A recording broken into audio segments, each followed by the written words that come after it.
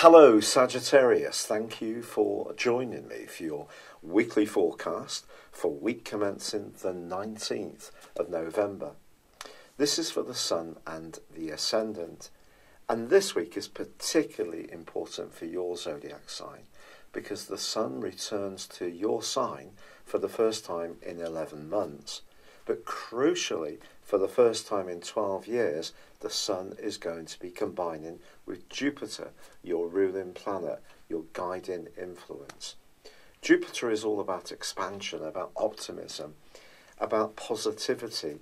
It is the planet traditionally in astrology of good fortune.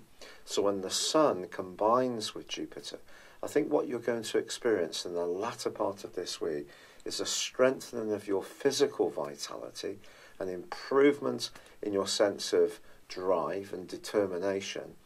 And if you have been going through a period of feeling a little bit reflective at times and not quite on the front foot, this is going to help you to put speed and impetus into new plans or any strands that are ongoing that are important to you. And through initiative and being individualistic, something good could develop for you. But of course the complication is that Mercury in your sign is travelling backwards now, and within that retrograde is squaring up with the distorting influence of Neptune. This runs on from last time, and it's going to be a major influence for much of this month. So as much as you may feel that you can get on the front foot, there may be something that still seems to be a case of 2 steps forwards, 1 step back, especially as far as your emotional needs are concerned or your responses. In return, in the sense of your need to be much more focused on what's right for you, the individual, but you mustn't go against what's right for you in terms of your inner being or in terms of your security or your relationships with those people close to you. Now, it's not just going to be Mercury and Neptune that are squaring up between the signs of Sagittarius and Pisces. Mars, which is now in Pisces, forges a right angle with the full moon which occurs on Friday and the Sun and Jupiter which oppose the full moon in the sign of Sagittarius. If you find yourself being frustrated by any limitations, particularly in terms of your environment, or perhaps people close to you are not quite as enthused as these amazing ideas that you're conjuring up, or it could be a partner who's not quite on board as much as you would like. Perhaps they feel that you're being too optimistic, which can happen with the Sun's conjunction with Jupiter. But what you need to do to deal with this is to try to stay as cool and detached as possible. Actually, Mars forges a really fine link towards the end of this week with Saturn, which is much more anchoring for you. And therefore, if you can stay very, very grounded in your approach and therefore research any ideas, think about them carefully, understand the implications if they don't quite go to plan, then I feel that that can help to bring you back into balance as far as your emotional and foundational energies and needs are concerned. But what about that full moon? Well, it could be that someone is going to be a bit resistant or resentful of your determination to do it your way. Your single-mindedness is going to be a big feature towards the end of this week. But sometimes in life, we do have to stick up for what we really believe in and what we really need to do. And as this week draws to a close, I think this is one of those times. It's been a real pleasure being with you. I'd love it if you would like or comment on this video, or if you've yet to do so, please do subscribe to this channel. Thank you.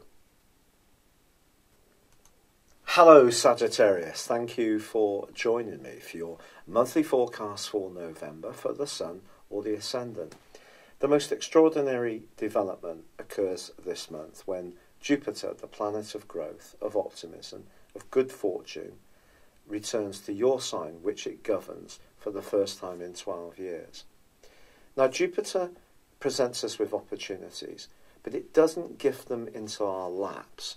It is important for us to grasp those opportunities and find the spark of motivation to make them work for us.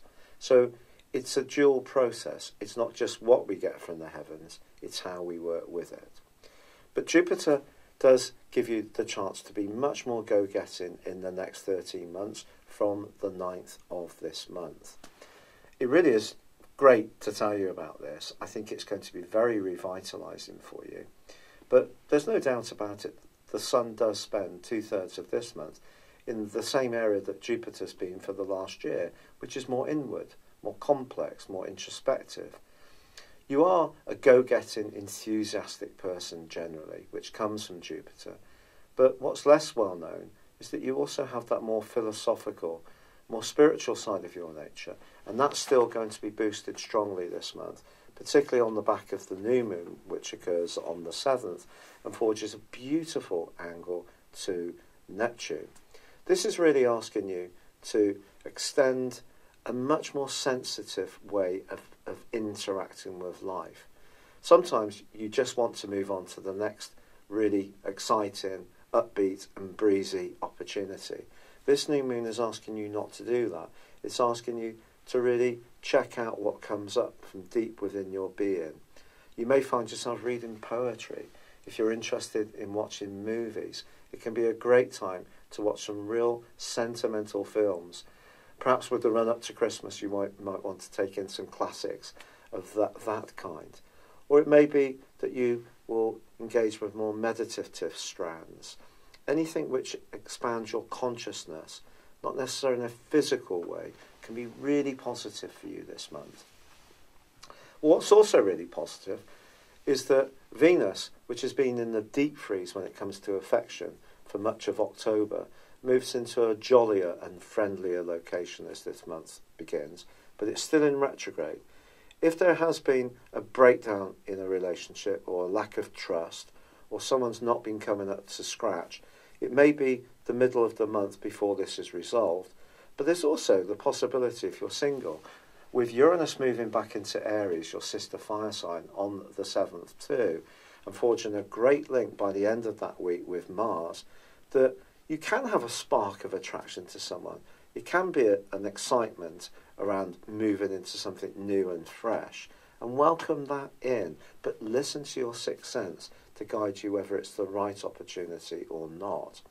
Jupiter then arrives with you on the 9th, as I say, 13 glorious months. I'll be telling you more about this as time goes on, but remember, Jupiter presents you with the opportunity, but not the finished item. You have to add your perspiration and application, and you can do so with great conviction and success over that period of time, should you choose to do so. Now, at the heart of this month, from the 9th to the 19th, Mercury in your sign forges a really murky angle to Neptune, and I think this is going to be probably the most challenging influence of this whole month. It's repeated in the last week of November too. Now, Neptune's been in an area of your emotions since 2012, and it's probably not been easy all of the time, and probably at times seen you lacking motivation, perhaps a bit confused about what you really want. There may have been strains around the family. There may have been a lot of opportunities to develop who you are in terms of your spiritual growth, but not in quite the dynamic way that you're used to. But this angle with Mercury suggests that an idea that is important to you can really get bogged down in the last 2/3, isn't it, from the 9th to the end of the month.